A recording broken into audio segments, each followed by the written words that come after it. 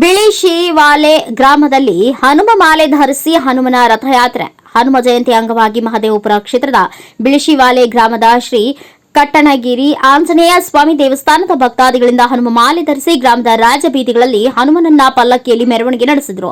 ಇತಿಹಾಸ ಪ್ರಸಿದ್ಧ ಶ್ರೀ ಕಟ್ಟಣಗಿರಿ ಆಂಜನೇಯ ಸ್ವಾಮಿ ದೇವಸ್ಥಾನದಲ್ಲಿ ಭಕ್ತಾದಿಗಳು ಬೆಳಗಿನಿಂದ ವಿಶೇಷ ಪೂಜೆ ಪುನಸ್ಕಾರಗಳನ್ನು ಸಲ್ಲಿಸಿದರು. ನಂತರ ಹನುಮ ಮಾಲಾಧಾರಿಗಳು ಮೆರವಣಿಗೆ ನಡೆಸಿ ಗ್ರಾಮದ ಮುಖಂಡ ದೇವಸ್ಥಾನದ ಸೇವಾಕರ್ತರಾದ ಕಿಟ್ಟ ಆನಂದ ನೇತೃತ್ವದಲ್ಲಿ ಅಂಜನಾದ್ರಿ ಬೆಟ್ಟಕ್ಕೆ ತೆರಳಿದರು.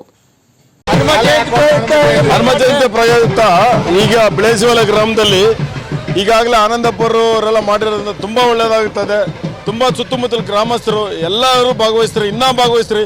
ಆನಂದಪ್ಪರು ಹೇಳ್ತಾರೆ, ಎಷ್ಟು ಜನ ಬಂದ್ರೇನು ನಾನು ಬಸ್ ಮಾಡಕ್ಕೆ ಹಿಡಿದೀನಿ.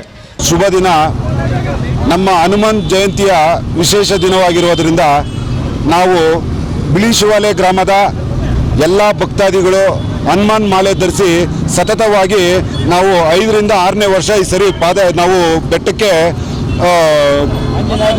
ಅಂಜನಾದ್ರಿ ಬೆಟ್ಟಕ್ಕೆ ನಾವು ಪ್ರಯಾಣ ಬೆಳೆಸ್ತಾ ಇದ್ದೀವಿ ಮಾಲಾಧಾರಿಗಳಾಗಿ. ಪ್ರತಿ ವರ್ಷದಂತೆ ನಾವು ನಮ್ಮೂರಲ್ಲಿರುವ ಹನುಮಾನನ್ನು ನಾವು ಊರಿನಲ್ಲಿ ರಾಜಬೀದಿಗಳಲ್ಲಿ ಮೆರವಣಿಗೆ ಮಾಡಿ